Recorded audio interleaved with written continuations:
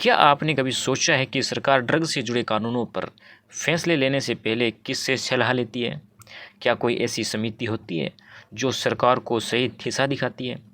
आज हम समझेंगे एनडीपीएस एक्ट 1985 की धारा 6, जो बताती है कि सरकार को सलाह देने वाली समिति कैसे बनती है और वह काम कैसे करती है। धारा 6 एक समिति का गठन। क्या कहती है ये धारा? केंद्र सरकार एक परामर्श समिति बनाती है जो एनडीपीएस एक्ट से जुड़े मामलों पर सरकार को सलाह देती है। यह समिति राजपत्र में नोटिफिकेशन द्वारा बनाई जाती है। आसान भाषा में अगर हम समझें तो सरकार अकेले फैसला नहीं लेती है, बल्कि विशेषज्ञों की एक टीम बनाती है जो उन्हें सलाह देती है। उदाहरण, मान लीजिए सरकार यह तय करना चाहती है कि कोई दवा या फिर मादक पदार्थ प्रतिबंधित करनी है या नहीं करनी है, तो वह समिति से सलाह लेगी कि यह दवा कितनी खतरनाक है, इसका दुरुपयोग कितना हो रहा है, फिर उसी आधार पर निर्णय लिया जाएगा। धारा 6(2) समिति की संरचना। क्या कहती है ये धारा? इस समिति में होते हैं एक अध्यक्ष और 20 अधिकतम सदस्य। इन सभी की नियुक्ति केंद्र सरकार करती है। आसान भाषा में अगर हम समझें तो यह कोई छोटी टीम नहीं होती है, बल्कि इसमें कई विशेषज्ञ शामिल होते हैं। उदाहरण, इस समिति में हो सकते हैं डॉक्टर, कानून विशेषज्ञ, पुलिस अधिकारी, ड्रग कंट्रोल विशेषज्ञ, ताकि हर एंगल से सही सलाह मिल सके। धारा 6(3) बैठक कब होगी? क्या कहती है ये धारा? समिति की बैठक तब होगी जब केंद्र सरकार कहेगी। साथ ही समिति अपनी कार्यप्रणाली खुद तय कर सकती है। आसान भाषा में, मीटिंग का समय सरकार तय करती है, लेकिन मीटिंग कैसे चलेगी यह समिति तय करती है। उदाहरण, अगर देश में किसी मादक पदार्थ का इस्तेमाल तेजी से बढ़ रहा है तो सरकार तुरंत समिति की बैठक बुला सकती है। समिति तय करेगी किस विषय पर चर्चा होगी, कौन बोलेगा और रिपोर्ट कैसे तैयार होगी। धारा 6(4) उप समिति। समिति अपने काम को आसान बनाने के लिए उप समितियाँ बना सकती है। इसमें ऐसे लोग भी शामिल किए जा सकते हैं जो मुख्य समिति के सदस्य नहीं हैं। अगर हम आसान भाषा में अगर हम इसकी बात करें तो जब काम ज़्यादा होता है तो किसी विषय पर विशेषज्ञों की ज़रूरत होती है तो छोटी टीम भी बना ली जाती है। अगर हम उदाहरण की बात करें, मान लीजिए किसी सिंथेटिक ड्रग पर रिसर्च करनी है तो समिति एक अलग उप समिति बना सकती है। उसमें वैज्ञानिक, अधिकारी, मेडिकल एक्सपर्ट शामिल किए जा सकते हैं। धारा 6(5) नियम और शर्तें।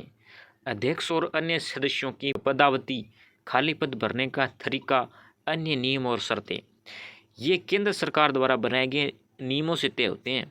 आसान भाषा में अगर हम समझें तो समिति के सदस्यों का कितने समय तक पद रहेगा, अगर कोई सदस्य हट जाए तो नया कैसे आएगा, यह सबसे पहले नियमों में तय होता है। उदाहरण में अगर हम बात करें तो मान लीजिए किसी सदस्य का कार्यकाल 3 साल है तो 3 साल बाद नया सदस्य नियुक्त किया जाएगा।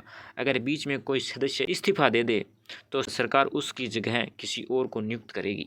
धारा 7 एनडीपीएस एक्ट की धारा 7 राज्य सरकार को यह शक्ति देती है कि वह इस कानून को प्रभावी ढंग से लागू करने के लिए अधिकारियों की नियुक्ति और उनके नियंत्रण का प्रावधान कर सके। इसे हम धारा 7(1) और 7(2) में समझेंगे। धारा 7(1) अधिकारियों की नियुक्ति। इस उपधारा के अनुसार राज्य सरकार ऐसे अधिकारियों की नियुक्ति कर सकती है जिन्हें वह एनडीपीएस एक्ट के उद्देश्यों को पूरा करने के लिए नियुक्त समझे। इसका मतलब यह है कि सरकार तय करेगी कि किन अधिकारियों की जरूरत है, उन अधिकारियों के पद भी निर्धारित कर सकती है। ये अधिकारी ड्रग से जुड़े मामलों की जांच और रोकथाम की कार्रवाई करेंगे। उदाहरण, मान लीजिए किसी राज्य में नशीले पदार्थों की तस्करी बढ़ रही है तो राज्य सरकार विशेष नारकोटिक अधिकारी नियुक्त कर सकती है, या पुलिस विभाग के कुछ अधिकारियों को एनडीपीएस एक्ट के मामलों में विशेष अधिकार दे सकती है। जैसे एक इंस्पेक्टर को एनडीपीएस एक्ट के तहत छापेमारी और जांच का अधिकार दिया जा सकता है। धारा 7(2) अधिकारियों का नियंत्रण और निर्देशन। इस उपधारा के अनुसार जो अधिकारी 7(1) के तहत नियुक्त किए जाते हैं वे राज्य सरकार के नियंत्रण और निर्देशों के अधीन काम करेंगे, या राज्य सरकार निर्देश दे तो वे किसी अन्य अथॉरिटी या अधिकारी के नियंत्रण में भी काम कर सकते हैं। इसका मतलब इन अधिकारियों को स्वतंत्र रूप से नहीं बल्कि तय नियम और आदेशों के अनुसार काम करना होगा। सरकार भी यह तय कर सकती है कि उनका नियंत्रण किस विभाग या वरिष्ठ अधिकारी के पास रहेगा। उदाहरण, मान लीजिए राज्य सरकार ने एनडीपीएस मामलों के लिए एक अधिकारी नियुक्त किया है। अब सरकार यह आदेश दे सकती है कि वह अधिकारी पुलिस अधीक्षक एसपी के नियंत्रण में काम करेगा। धारा 7 के राष्ट्रीय निधि। यह धारा भी आगे 1 से 5 तक विभाजित है। धारा 7 के 1 निधि की स्थापना। इस उपधारा के अनुसार केंद्र सरकार एक विशेष फंड बनाती है जिसे कहा जाता है राष्ट्रीय औषधि दुरुपयोग नियंत्रण निधि। इस फंड में पैसा जमा किया जाता है ताकि मादक पदार्थों के दुरुपयोग को रोका जा सके। इसमें पैसा कहाँ से आता है? इस निधि में 4 मुख्य स्रोत होते हैं। सरकार द्वारा दिया गया पैसा, जब्त की गई संपत्ति की बिक्री से पैसा, किसी व्यक्ति या संस्था द्वारा दिया गया अनुदान, पहले जमा पैसों से मिलने वाली आय यानी इंटरेस्ट। उदाहरण, मान लो पुलिस ने किसी ड्रग तस्कर की 50 लाख की संपत्ति जब्त की और उसे बेच दिया। यह पैसा सीधा इस निधि में जमा होगा। धारा 7 के 2 निधि का उपयोग। अब सवाल उठता है कि इस फंड का उपयोग कहाँ होता है? सरकार इस पैसे को भिन्न भिन्न कार्यों में खर्च कर सकती है, जैसे अवैध ड्रग व्यापार रोकना, ड्रग तस्करों पर रोक लगाने के लिए, ड्रग के दुरुपयोग को नियंत्रण करना, लोगों को नशा करने से रोकना, नशा के शिकार लोगों की पहचान करना, इलाज करना और उनका पुनर्वास करना, नशे की समस्या का निवारण करना, समाज में जागरूकता फैलाना, जनता को शिक्षित करना, स्कूल का प्रोग्राम करना, जरूरतमंदों को शिक्षा रूप में ड्रग उपलब्ध करवाना। उदाहरण, अगर किसी शहर में नशे की समस्या बढ़ रही है तो सरकार इस फंड से रिहाब सेंटर खोल सकती है। धारा 7 के 3 शासी निकाय। केंद्र सरकार एक शासी निकाय बनाती है।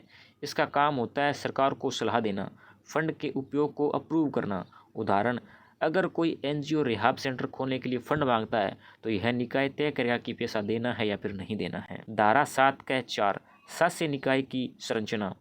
इस निकाय में होते हैं एक अध्यक्ष जो वरिष्ठ अधिकारी होता है, अन्य सदस्य सरकार द्वारा नियुक्त किए जाते हैं। यह निश्चित किया जाता है कि उच्च स्तर के अधिकारी ही निर्णय ले। उदाहरण, यह ऐसे समझो जैसे कि किसी कंपनी का बोर्ड ऑफ डायरेक्टर होता है, वैसे ही यह फंड का निर्णय लेने वाला बोर्ड होता है। धारा 7 के 5 कार्य प्रणाली। इस उपधारा के अनुसार शासी निकाय अपनी कार्य प्रणाली खुद तय कर सकता है। मतलब, मीटिंग कैसे होगी, निर्णय कैसे लिए जाएंगे, नियम क्या होंगे। उदाहरण, निकाय तय करता है कि हर महीने मीटिंग होगी और बहुमत से निर्णय लिया जाएगा। धारा 7 ख वार्षिक रिपोर्ट। अब बात करते हैं धारा 7 ख की।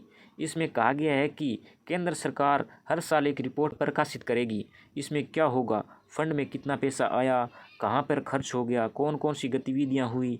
यह रिपोर्ट संसद में पेश की जाती है। उदाहरण, मान लो साल 2025 में 100 करोड़ का फंड आया, इसमें 60 करोड़ रिहाब और अवेयरनेस पर खर्च हुआ, तो यह सब जानकारी रिपोर्ट में दिखाई जाएगी। अगर आपको हमारा वीडियो अच्छा लगा तो वीडियो को लाइक करिए, कमेंट करिए और शेयर करिए। हमारे पेज को फॉलो करिए और हमारे चैनल को सब्सक्राइब करिए।